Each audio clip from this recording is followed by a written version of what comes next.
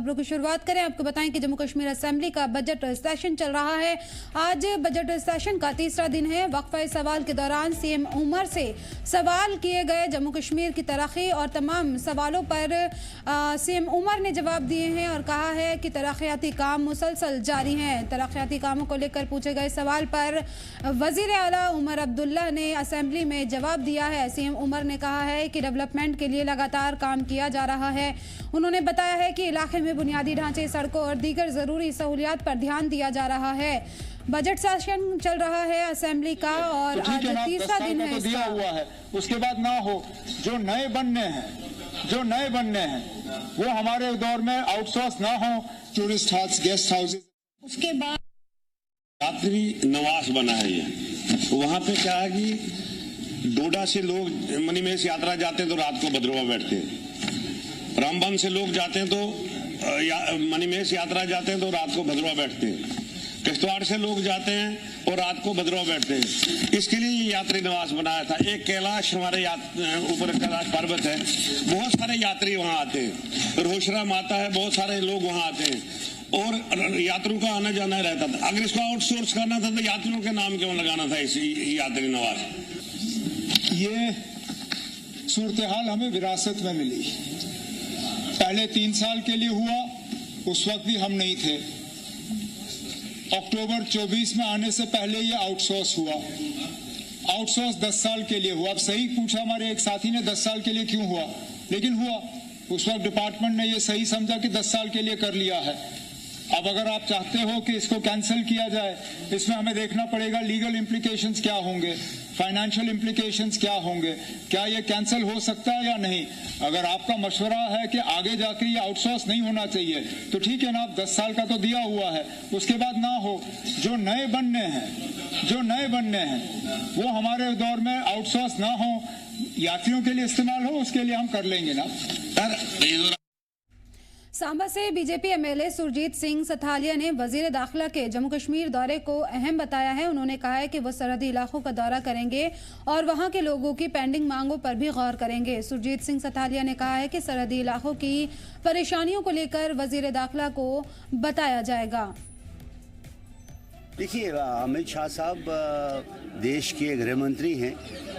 उनको जो है सिचुएशन देखने के लिए हो सकता है कि वो कल बॉर्डर के एरिया में जाएं, क्योंकि कुछ लोगों की डिमांड्स थी जिसकी वजह से शायद वो कोई देखना चाहते हैं क्या हालात हैं बॉर्डर के, और उसके बाद उनका आगे का भी टूर है तो शायद 2 दिन के लिए यहाँ आए हैं। हमें उम्मीद है कि उनके आने से जो हमारे कोई मसाइल्स हैं उनका हल होगा। सांबा में बहुत पोटेंशियल है। मैं जम्मू की बात करना चाहता हूं क्योंकि मानसर सुनसर है, आपका चिची माता है और बाबा गोर्न शिवो जी हैं, नरसिंह देव का मंदिर है, आपका स्वांखा बाबा सिद्ध गोरिया है। तो ये एक सर्किट बहुत बड़ा टूरिज़्म का बन सकता है, जिसके लिए हमने ऑलरेडी बात की है और असेंबली के अंदर भी करेंगे ताकि हमारा इस टूरिज़्म की प्रमोशन के लिए काम किया जाए।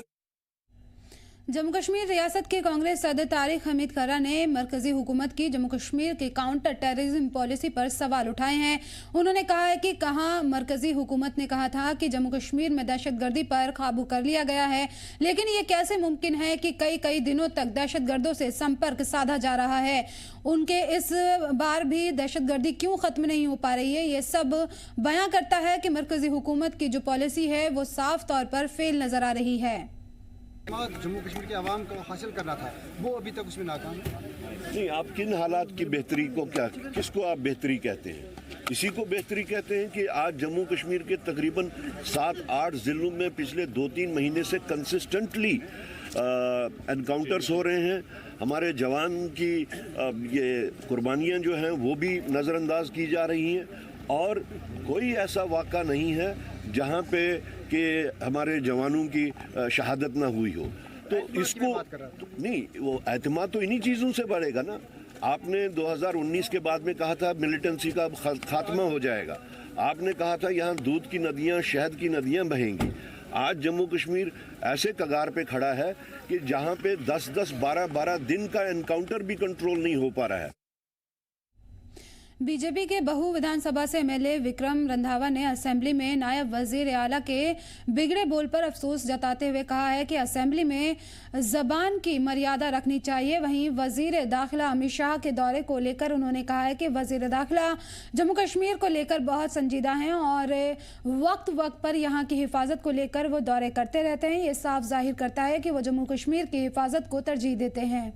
बहुत बड़ा दुर्भाग्य है कि जिस प्रकार से इस सदन की मर्यादा को तार तार किया जा रहा है, ये मुझे लगता है कि ये मानवता के साथ साथ संस्कारों की गिरावट है। और जिस सदन को, जिस हाउस को एक रोल मॉडल के रूप में देखा जाता है, जहां पे लोगों को चुन के भेजा जाता है, जिनको सुन के, जिनकी जीवन शैली को, जिनके लाइफस्टाइल को देख के लोग अपना लाइफस्टाइल बनाते हैं, उन लोगों की इस प्रकार की शब्दावली देख के मुझे लगता है कि उनका भी दिल दुखता होगा, जिन्होंने ये कल्पना की थी कि ये house role model Jammu Kashmir का रहेगा। कई बार बोला है, जब भी कोई शब्द बोलता है वो उसके संस्कारों को प्रदर्शित करता है, वो उसके पालन पोषण को प्रदर्शित करता है। तो इसलिए जो व्यक्ति ये बोलता है तो हम तो उसको उस शब्द में तो नहीं बोल सकते ना। वो जा रही है, उन्हें पूछे क्या किस स्तर पे, उनको अपना स्तर पहले मालूम है कि वो किस स्तर पे है। भाजपा पे सवाल उठाने वाले उनको पहले बोलो कि वो अपने आप को देखें वो किस स्तर पे है। भाजपा के विधायक विक्रम रंधावा जी हमारे साथ हैं। रंधावा जी, हमने देखा कल जिस तरह से शब्दावली का इस्तेमाल हुआ, खासतौर पे जो हीटेड आर्गुमेंट हुआ था श्यामलाल जी और डिप्टी सीएम के बीच में, शब्दावली के ऊपर बहुत बड़ा ध्यान रखने की जरूरत भी है। आपको लगता है कि जो जिस प्रकार के शब्द जो है असेंबली में यूज़ किए जा रहे हैं, फिर यहाँ पर जिस तरह की डिस्कशंस हो रहे हैं, ये कहीं ना कहीं लोगों को बता रहे हैं कि किस तरह की मानसिकता के साथ यहाँ पर जो है वो काम किया जा रहा है और क्या एक सोच रखी जा रही है और लोगों को क्या एक आप कह सकते हैं कि चीज़ें बताई जा रही हैं। देखिए, हाउस की कारगुजारी पे देश ने ही दुनिया की नजर रहती है। खास करके जम्मू कश्मीर में जब सदन चलता है तो सबकी निगाहें हम पे रहती हैं। उसमें जो विधायक चुन के आए हैं, चाहे वो किसी राजनीतिक पार्टी से हैं, चाहे वो आजाद उम्मीदवार भी आए हैं, वो वहाँ पे कैसे परफॉर्म करते हैं, ये चीज़ें बड़ी इंट्रोस्पेक्शन करने की ज़रूरत है। हमें सेल्फ इंट्रोस्पेक्शन करनी चाहिए कि हाउस के अंदर मेरी शब्दावली कैसे चल रही है। काउंटर करना है तो डिसेंसी से भी काउंटर हो सकता है। यहाँ तो मुझे लगता है खास करके जो इंडिपेंडेंट जम्मू से जीत के आए हैं, वो तो सरकार और सरकार के मुखिया की चाटुकारिता इतनी घिनौने स्तर पे कर रहे हैं कि लगता है कि जैसे उन लोगों ने खुद ही नहीं अपनी कॉन्स्टिट्यूंसी को भी बेच दिया है। और देख सकते हैं वो, इससे मुझे लगता है कि शायद ये लोग दोबारा अपनी कॉन्स्टिट्यूंसी को फेस कर पाएंगे कि नहीं कर पाएंगे, ये वक्त बताएगा। लेकिन मुझे बड़ा निंदनीय लगता है, हमें अपनी लैंग्वेज पे कंट्रोल रखना चाहिए। सर, गृह मंत्री अमित शाह जी का भी दौरा है, किस तरह से उनके दौरे को भी देखते हैं? देखिए, देश के गृह मंत्री श्री अमित शाह जी का जम्मू कश्मीर का प्रवास हमेशा ही एक उत्साह बढ़ाने वाला, मोरल बूस्टिंग प्रवास रहा है जब से वो देश के गृह मंत्री रहे हैं। और उससे पहले भी मैं ऐसा मानता हूं कि जम्मू कश्मीर को लेकर उनके मन में एक शुरू से रहा है कि विकसित जम्मू कश्मीर और एक शांति प्रिय जम्मू कश्मीर, एक टेररिज्म फ्री जम्मू कश्मीर जो है वो किस तरीके से तैयार करना है। अभी 3 दिन के प्रवास के दौरान भी मैं ऐसा मानता हूं कि सिक्योरिटी एजेंसीज ही नहीं, सिविल एडमिनिस्ट्रेशन, पुलिस एडमिनिस्ट्रेशन के साथ आम नागरिकों का भी मोरल बूस्ट होता है। 3 दिनों में वो जरूर बेहतरीन एक सरल रास्ता, बेहतरीन जम्मू कश्मीर, विकसित जम्मू कश्मीर के लिए गाइडलाइन, रोड मैप देके जाएंगे। ये स्वर्णिम टूर रहेगा। सर, आप बहू से कॉन्स्टिट्यूंसी विधायक भी हैं। जम्मू शहर में ट्रैफिक इस समय बहुत बड़ी समस्या बनी हुई है। क्या इस हाउस में आगे आने वाले समय इसके सोल्यूशन के लिए कोई बातचीत की जाएगी, क्योंकि बहुत लोगों की दम घुटना शुरू हो गया शहर के अंदर? देखिए, इसमें कोई दो राय नहीं। जम्मू शहर की सराउंडिंग भी ले लीजिए और जम्मू शहर के इंटीरियर में भी ले लीजिए, चाहे दिन हो चाहे शाम हो, पीक आवर्स हो, वीक आवर्स हो, जम्मू के अंदर ट्रैफिक की स्थिति बहुत नाजुक बनी हुई है। पता नहीं ट्रैफिक पुलिस के जो हायर अप्स है वो किस दुनिया में सोए हुए हैं, वो किन गलियारों में घूम रहे हैं, वो किन आकाओं को खुश कर रहे हैं। लेकिन ये यकीनन है, अगर इसको टाइमली इन लोगों ने नहीं किया, हाँ मैं मानता हूँ कि जम्मू में दरबार मूव के बाद रश बढ़ा है। अब जो लोग आ गए हैं तो उनको भी तो कहीं उनकी गाड़ियां भी चलनी है, उनको भी आगे पीछे चलना है। तो ये चीजें सारी मद्देनजर रख के जम्मू की ट्रैफिक को ठीक तरीके से कोऑर्डिनेट करने की जरूरत है। जगह जगह जैमिंग है, जगह जगह पार्किंग्स है और अननेसेसरली जो फोटो खींचने का ट्रेंड जो है ट्रैफिक पुलिस में चला हुआ है, ये बड़ा निंदनीय है। इसके ऊपर काम करने की जरूरत है। जो इनके कॉप्स हैं उनको मुझे लगता है या तो इन्होंने टारगेट दिया है कि शाम तक तुमने 50 फोटो नहीं भेजी तो तुम्हारे साथ कोई कार्रवाई हो जाएगी, जो मुझे लग रहा है। और मैंने ऐसे एग्जांपल सामने आए हैं कि गाड़ी वहां से निकली कब तो उसका चलान कटा कब। कईयों की गाड़ियां घर में हैं और उनका चालान कट के सतवारी से उनके घर में भेजा गया है मोबाइल के ऊपर। ये चीजें बड़ी इंट्रोस्पेक्शन करने की जरूरत है। आई होप कि ट्रैफिक पुलिस के लोग जागे और जम्मू की ट्रैफिक व्यवस्था को ठीक करें। आप ये मुद्दा उठाएंगे सदन में? जरूर, इसमें जब बात होगी, हालांकि होम डिपार्टमेंट के लिए इस सदन में बात करना उचित नहीं है, लेकिन ठीक प्लेटफॉर्म पे इस बात को रखा जाएगा। धन्यवाद। तो साफ तौर पे विक्रम रंधावा जी बात कर रहे थे और उन्होंने अपनी बात जो है खुलकर जो है समय रखी है। जी, जम्मू कश्मीर लद्दाख के लिए जम्मू से कोइश की रिपोर्ट। तनवीर सादिक ने वजीर दाखिला के दौरे का खैर मकदम करते हुए कहा है कि यहाँ के लोगों के बहुत से मसाइल हैं और उनके आने से हल हो जाएंगे, यही उम्मीद है कि वहीं असेंबली में ज़बान की अजमत को लेकर उन्होंने बीजेपी पर इल्ज़ाम लगाया कि वो जब ज़बान पर गौर व फिक्र नहीं करते तो हमारे लोगों को भी जवाब देने का हक है। अभी तक ऑफिशियली आ गया है क्या? जी जी। अगर ऑफिशियली नहीं आएगा तो मुझे ठीक नहीं रहेगा मेरा उसके बारे में बात करना, लेकिन अगर आ रहे हैं तो अच्छी बात है। मुझे लगता है इस मुल्क के गृह मंत्री हैं और इस मुल्क में हर जगह वो जाते हैं और उम्मीद करते हैं उनके आने से कुछ अच्छा।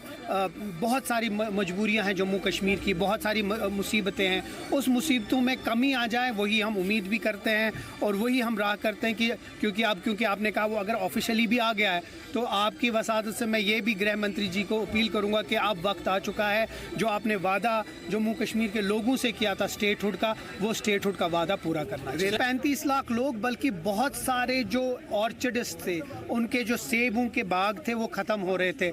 इकोनॉमी के लेवल पे मुझे लगता है बहुत लेवल था। अब मुझे लगता है कि अब वक्त आ चुका है और वही चीज़ हमने कल बोला कि उमर अब्दुल्ला साहब ने पर्सनली यूनियन मिनिस्टर से बात करके और हमारे एमपीज़ ने बात करके, और मुझे लगता है उससे एक फ़ायदा हुआ कि जो लोग हैं, जो इकोनॉमी है वो बच गई और वो एक बहुत बसंतगढ़ मुठभेड़ के दूसरे दिन जारी है। पूरे इलाके में सर्च ऑपरेशन जारी है। सुबह फिर से ये मुठभेड़ शुरू हुई है। इलाके की कड़ी घेराबंदी की गई है।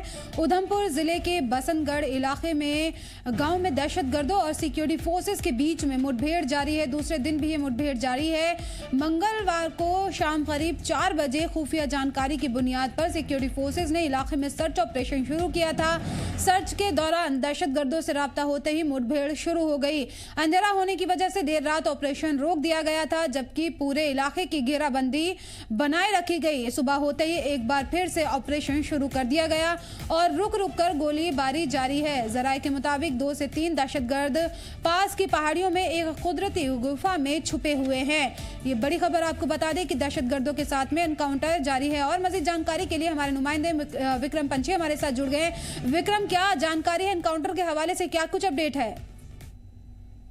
जी बिल्कुल, कल देर शाम की अगर बात की जाए 4 बजे करीब ये एनकाउंटर जब शुरू सर्च ऑपरेशन के दौरान जब सुरक्षा बलों को इस खुफिया सूत्र जानकारी मिली थी कि कुछ आतंकी जो है वो यहाँ पहाड़ियों में देखे गए हैं, जिसके बाद से बसंतगढ़ का किया इलाका ये है जहाँ पर कल 4 बजे के बाद आतंकियों के साथ मुठभेड़ शुरू हो चुकी थी और उसको लेकर लगातार ये मुठभेड़ चलती रही। और फिलहाल अगर बात की जाए तो उस पूरे इलाके को जो है वो घेर रखा है। चारों तरफ से जितने भी और एंट्री पॉइंट है उन सभी पॉइंट्स को बंद कर दिया गया है ताकि किसी भी तरह से ना कोई अंदर आ सके और ना कोई बाहर जा।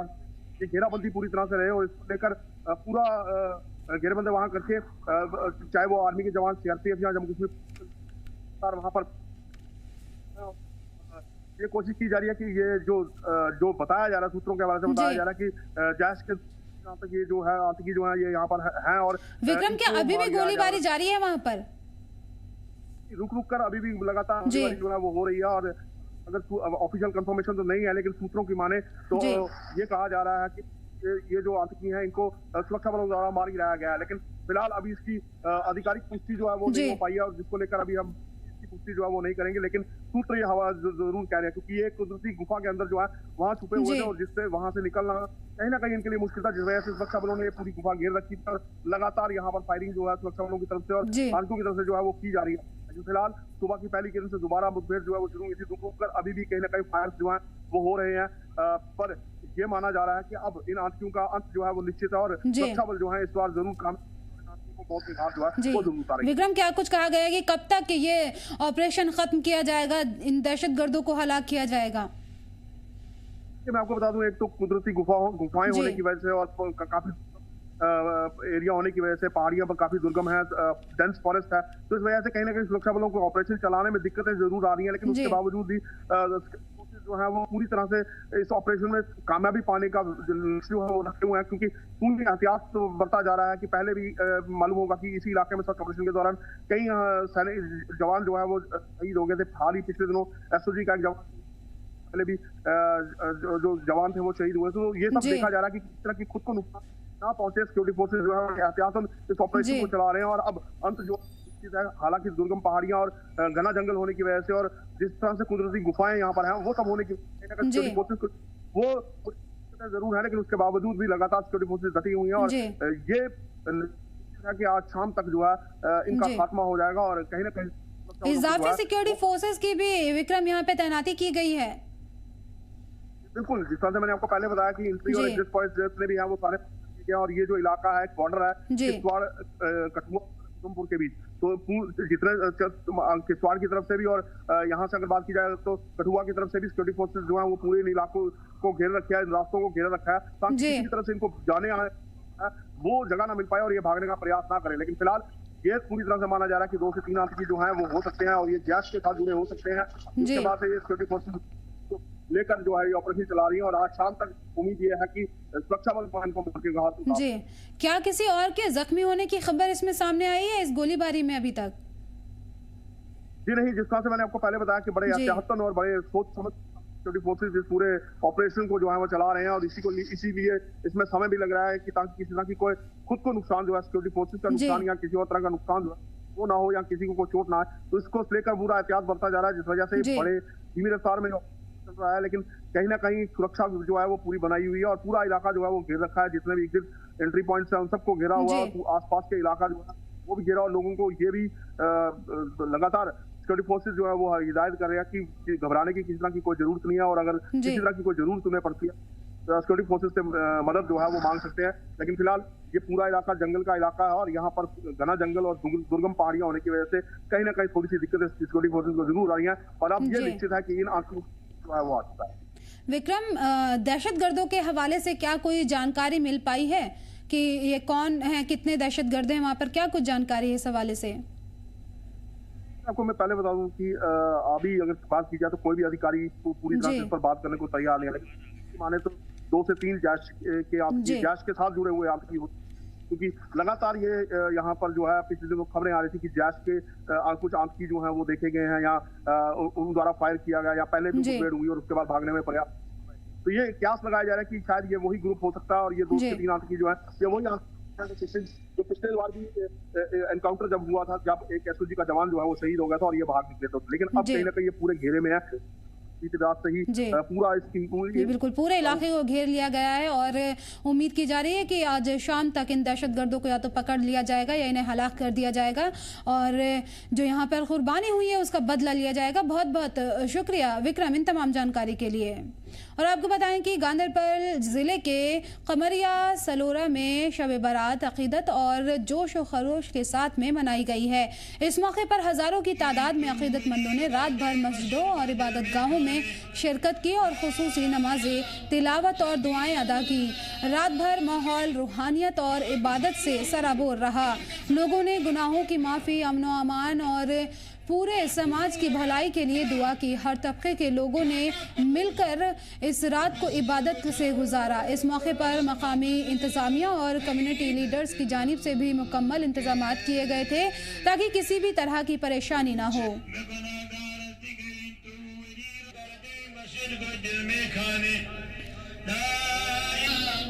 शब बारात के मौके पर शहर में गहरी अकीदत और मजहबी जोश देखने को मिला। बड़ी तादाद में अकीदतमंद ईशा की नमाज के बाद में मस्जिदों में जमा हुए और शाबान की 15वीं रात इबादत में गुजारी। रात भर खुसूसी नमाजें अदा की गई, तिलावत और हम्द व नात पढ़ी गई और मग़फ़िरत की दुआएं मांगी गईं। इस दौरान माहौल पुरअमन और रूहानी रहा। हाफिज अब्दुल मजीद मदनी ने कहा कि शब बारात रहमत और बख्शिश की रात है जिसमें मोमिन अल्लाह से रहमत और पूरी इंसानियत के लिए भलाई की दुआ करते हैं। जो महीने हैं उसकी जो आप तारीख देखेंगे तो शाबान का महीना है जिसकी 15वां तारीख है, 15वीं शब है आज। इसकी बड़ी फजीलत है इस्लामी नुक्ते नज़र से और उसमें यह है कि बंदगान खुदा को खुदा अपनी बारगाह में तलब करता है। वो है कि एक मौका मिलता है इंसान को अपने गुनाहों से तौबा करने का। यानी तौबा का मतलब यह है कि इस्तिगफार करे, रोए, गिड़गिड़ाए कि मैंने बहुत गुनाह किए हैं, तो अल्लाह ताला मौका दे देता है अपने बंदों को या आज की शब वो रोएं और अपने गुनाहों को, जवानी के, बुढ़ापे के, रात के, दिन के, अकेले या इकट्ठे जो गुनाह होते हैं उनको ला करके आंसू बहाए, पछताए और आइंदा वो गुनाह ना करने की जो है अल्लाह की बारगाह में एक अहद कर लें। शोपियां में कल रात लोगों ने पूरी अकीदत के साथ में शब बारात मनाई। हजारों अकीदतमंदों ने मस्जिदों और कब्रिस्तानों में हाजिरी देकर खास दुआएं की। मगरिब की नमाज के बाद में लोग रात भर तिलावत कुरान, दुरूद और दुआओं में मशगूल रहे। उलेमा ने तौबा, सदका और नेक अमल की अहमियत पर रोशनी डाली। आपको बता दें कि जामिया मस्जिद समेत बड़ी इबादत गाहों रोशनी से जगमगाती रही। इंतजामिया ने बिजली और सफाई के इंतजाम किए, जबकि पुलिस ने ट्रैफिक पर ध्यान दिया।